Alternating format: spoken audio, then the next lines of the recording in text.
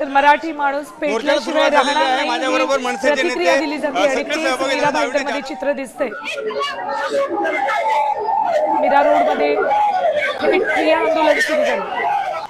आज हा मराठी माणसाचा मोर्चा मीरा रोडमध्ये आम्ही काढलेला आहे आणि तो जसा ठरलेला होता त्याचप्रमाणे तो होईल.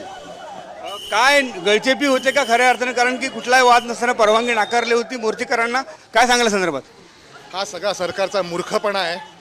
जो व्यापाऱ्यांनी मोर्चा काढला होता, व्यापाऱ्यांनी मोर्चा काढलेला तो अत्यंत अनैतिक कारणाकरता काढलेला आहे.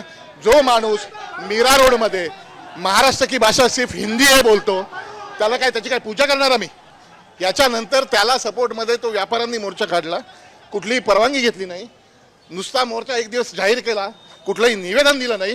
त्यांना पोलीस संरक्षण देणार आणि आमच्यासारख्या मराठी माणसाला, महाराष्ट्रात मराठी माणसाला शांततेने मोर्चा काढण्याचं निवेदन देऊन सुद्धा आम्हाला परवानगी नाकारणार. आमच्या महिलांना, माता भगिनींना अरेस्ट करणार. काय प्रकारे उचलून नेलंय तुम्ही बघा, व्हिडिओ बघा त्याचे.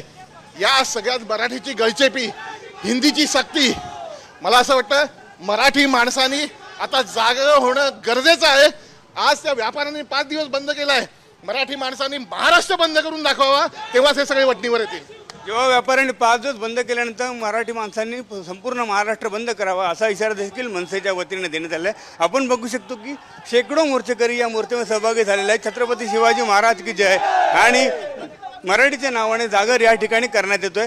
एकंदरीत बघितलं की अशा प्रकारचा जो मोर्चा काढण्यात आला, मोर्चाच्या माध्यमातून नक्कीच एकदा पुन्हा मीरा भाईंदर या ठिकाणी मराठी माणूस एकवटलेला आहे. कॅमेरामन अरविंद रावणांसह विकास काटे, साम टीव्ही न्यूज. आता isakal.com आहे देशातील नंबर 1 ची मराठी न्यूज वेबसाईट. प्रत्येक अपडेटसाठी isakal.com ला नक्की भेट द्या.